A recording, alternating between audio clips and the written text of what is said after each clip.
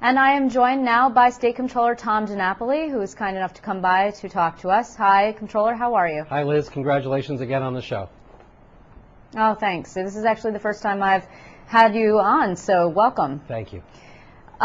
Let's talk just briefly about what's going on in the financial markets today. The Dow took a big hit, and I'm just curious what that means for the pension fund, and if you track that as closely as other people, personal people, track their investments. Yeah. This afternoon was certainly quite an afternoon when you saw what was happening on the markets, and the news is still coming out to what extent some of this may have been a technical glitch or a mistake that then triggered the selling off. I guess the good news is it bounced back from its lowest point, but still it was a day that the markets were down. This is what the markets are about. There's always volatility there. From the point of view of the pension fund, we have the advantage of being a long-term investor. Our investment horizon is perpetual, and we're not day traders. So while we certainly prefer days when the markets are up, because we know our investments do well in that regard, the real key for us is the long-term strength of the market. So again, as we've mentioned many times in the past, we value the fund in terms of our pension calculation evaluation once a year, and that's March 31st. So we're actually finalizing the numbers for March 31st of 2010, and we were up at the end of the third quarter of our fiscal year, up over 22%.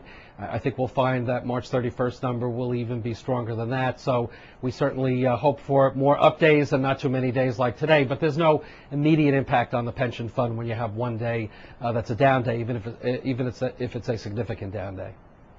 There's been a lot of attention on the fund actually of late due to the Attorney General's, we call it the pay-to-play pension fund investigation, that upon his last announcement, which was a couple of weeks ago, he announced some settlements with a consulting firm and others who had been acting as unlicensed placement agents with the fund. And for the first time he mentioned that there was a meeting that you had with some of those people that he was looking at. Have you spoken to the Attorney General or his investigators since then? Well, let's keep in mind, as we've often said, when it comes to the investigation, that's not something that we can comment on. From the beginning of my tenure, we were aware of some problems in the Comptroller's office, and obviously the mess that I inherited only became an even larger mess as more information was revealed. So we continue to provide the Attorney General's office with the information that they're requesting, that they're looking at. They have their job to do. My job is to be sure that we are having the right policies and procedures, the right personnel in place so that some of the problems that happened in the past don't happen again.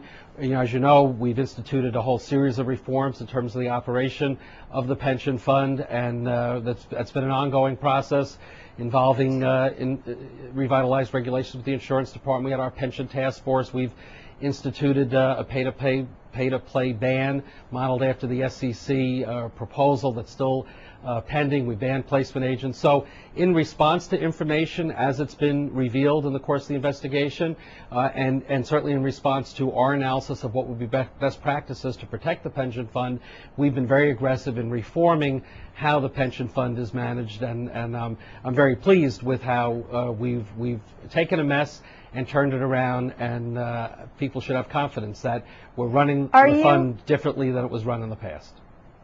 Are you confident at this point that whatever investigation, to whatever degree the Attorney General is looking at your tenure, that there is nothing amiss there? As we said, Liz, we can't comment on the investigation. The Attorney General has his job to do. My job is to be sure that we're running the fund with good performance, with good results, but also doing it in the right way. And I'm very proud of the team that we've assembled. I'm very proud of the input we've gotten from outside experts that have helped us strengthen our policies and procedures.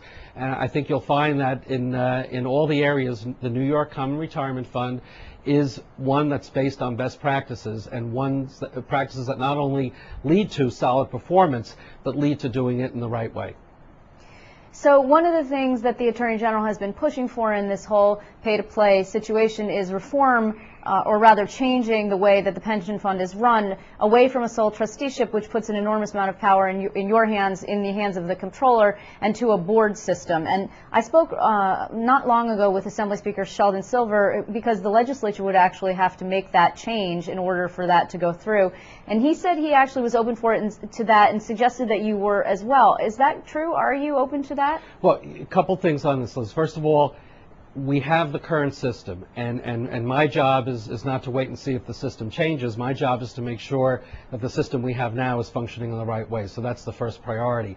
If there would be a change to a different structure, it would involve the legislature.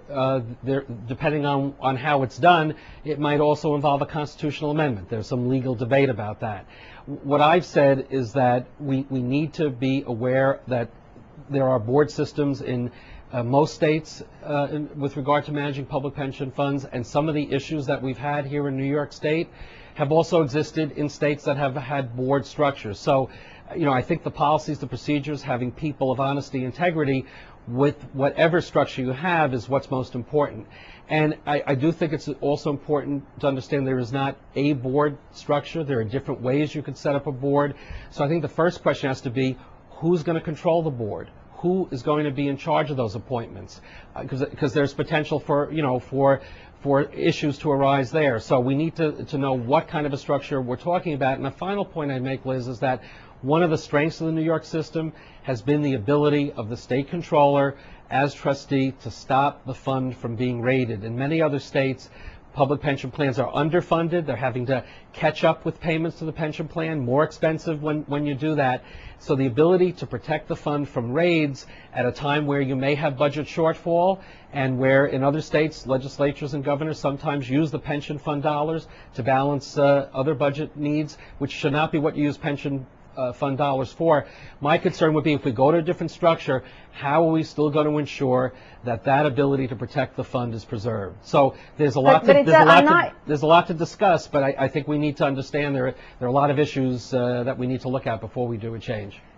I hear you, and I hear that that this is a complex issue, but I'm not hearing, no, you're closed down to the possibility of changing it. No, not at all. Again, we've learned a lot, during my tenure, and obviously some bad things happened. A board in of itself would not have necessarily meant that some of the bad things that happened wouldn't happen again. But, I always think we have to be open to suggestions for reform, for thoughtful analysis. I think some people don't realize we already have a statutorily established investment advisory committee that meets on a regular basis with myself and staff, an actuarial advisory committee. We have a real estate advisory committee that actually votes on our real estate transactions. So there's a little more of this process in place than I think people realize. If we need to strengthen that process, we're open to suggestions, but I think we need to talk in specifics, not